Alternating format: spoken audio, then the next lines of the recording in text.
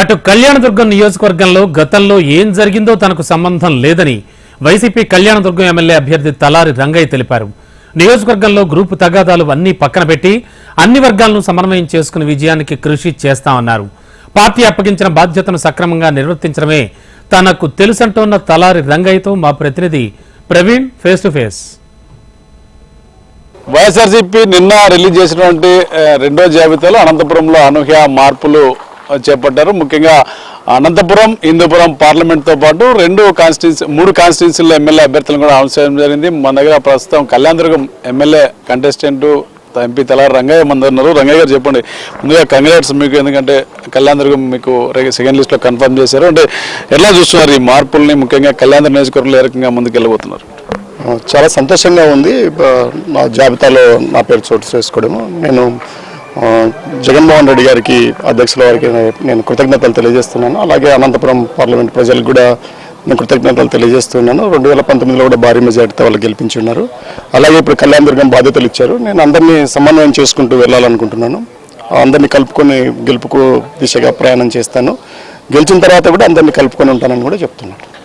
కళ్యాణదుర్గం మన ఇప్పటి వరకు కూడా మంత్రి ఉషశ్రీ ప్రాతినిధ్యం వహిస్తున్నది. అక్కడ ముందు నుంచి కూడా ఏదైతే మీకు కానీ ఆమెకి ఇద్దరు కూడా విభేదాలు ఉన్నాయనేది ముందు నుంచి కూడా జరుగుతున్న, అంటే ఒక వివాదం ముందు నుంచి కొనసాగుతున్న పరిస్థితి.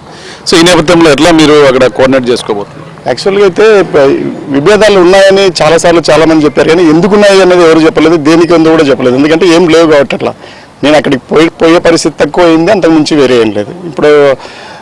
వాటికి ఇప్పుడు సమయం కూడా కాదు, వాటి గురించి ఆలోచన చేయాల్సింది నాకు ఎప్పుడు కూడా అలవాట్లేదు. ఇంతకుముందు నేను ఆఫీసర్గా పనిచేసినప్పుడు కూడా పాత ఆఫీసర్ ఏం చేసుకున్నాడు అనేది నాకు ముఖ్యం కాదు. నేను వచ్చి కూర్చున్నాక ఇప్పటి నుంచి ఏం చేయాలనేది నాకు ముఖ్యం. ఇప్పుడు మంత్రి అనుచరులు కానీ అక్కడ ఉన్నటువంటి మిగతా వర్గాలు కానీ మీకు కోఆపరేట్ చేస్తా అనుకున్నారా? ఎట్లా అంటే వాళ్ళు ఏ రకంగా మీరు అమలు చేస్తున్నారో మంత్రితో కలిసే అవకాశం ఉందా? లేదు, వాళ్ళు ఆల్రెడీ కోఆపరేట్ చేస్తున్నారు. వాళ్ళు కోఆపరేట్ చేయడం కూడా ప్రారంభించినారు. వాళ్ళు 10 రోజుల క్రితం నుంచే ప్రారంభించినారు. అంతకుముందు కూడా వచ్చినారు. ఏమంటే దగ్గరకు వచ్చి పనులు అడగకపోయినా ఫోన్లలో అడిగినారు. వాళ్ళకి చేస్తూనే ఉన్నాం. ఎవరేమి నాకు వ్యతిరేకంగా ఏం లేరు, ఇబ్బంది లేదు. పార్టీకి కూడా ఎవరేం వ్యతిరేకంగా లేరు. ముఖ్యంగా మీ కమ్యూనిటీకి మీరు అక్కడ సపోర్ట్ చేయడము, ఆ లీడర్లకు సపోర్ట్ చేయడంతోనే అక్కడ కొంత మంత్రితో విభేదాలు రావడం ఇదంతా కూడా గతంలో జరిగిన నేపథ్యంలో ఇప్పుడున్నటువంటి ఆ విభేదాలు సమసిపోయినట్లేనా? ఎన్నికలు రాబోతుంది నేను అనుకుంటున్నాను. నేను చాలా మందిని అడిగాను, ఇంకా పెద్దలను కూడా అడిగాను, ఏం విభేదాలు ఉన్నాయో చెప్పమని. నేను మిమ్మల్ని కూడా అడుగుతున్నా, మీరు పలాంది విభేదం అని. నా దగ్గరికి ఒక మనిషి వచ్చి పని అడిగినా నేను చేయాలి, అది నా బాధ్యత తప్పాలి. ఎందుకంటే నాకు మనుషులు అని చెప్పి మంత్రి పక్కన పెట్టిందని వాళ్ళకి పనులు చేయడం లేదు, మున్సిపల్ చైర్మన్ గారు సీటీకి పోవడం, ఇవన్నీ కూడా గతంలో జరిగినటువంటి వివాదాలు. అందుకే నేను గతంలోకి పోదలుచుకోలేదు. ఎందుకంటే నాకు నేను చరిత్రనే చదువుకున్నది. మళ్ళీ గతంలోకి వెళ్ళి ఆ డిస్టర్బ్ కాదలుచుకోలేదు. నాకు అవసరం లేదు, నేను ముందుకు వెళ్ళదలుచుకున్నాను, ముందుకు వెళ్తాను. సో ముఖ్యంగా కళ్యాణదుర్గం అంటేనే టీడీపీకి ఒక హాట్ సీట్ అని కూడా అంటున్నారు. కళ్యాణదుర్గం భారీ మెజార్టీతో టీడీపీ గట్టి పట్టున్నటువంటి ఒక టీడీపీ సీటు మీకు కొత్తగా కేటాయించారు. వైపు పార్టీలో విభేదాలు ఉన్న పరిస్థితులు ఎట్లా నెగ్గురాగలుగుతున్నారు?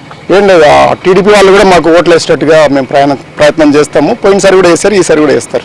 తలారి రంగయ్య చెప్తున్న పరిస్థితి. ఎంపీగా కొనసాగుతున్నటువంటి రంగయ్యను నిన్న వచ్చినటువంటి రెండో జాబితాలో ఏదైతే కళ్యాణదుర్గం అభ్యర్థిగా, కళ్యాణదుర్గం సమన్వయకర్తగా అధిష్టానం నిర్ణయించింది. కళ్యాణదుర్గానికి కట్టుబడి పనిచేస్తా అక్కడ ఏమన్నా గ్రూపు తగాదాలను కానీ అదేవిధంగా టీడీపీ వాళ్ళని కూడా తమకు అనుకూలంగా మలుచుకునే విధంగా అక్కడ ప్రయత్నం చేస్తా తన బలాలు బలహీనతలు ఏదో తెలుసుకొని ముందుకెళ్తానని చెప్పి రంగయ్య చెప్తున్నారు.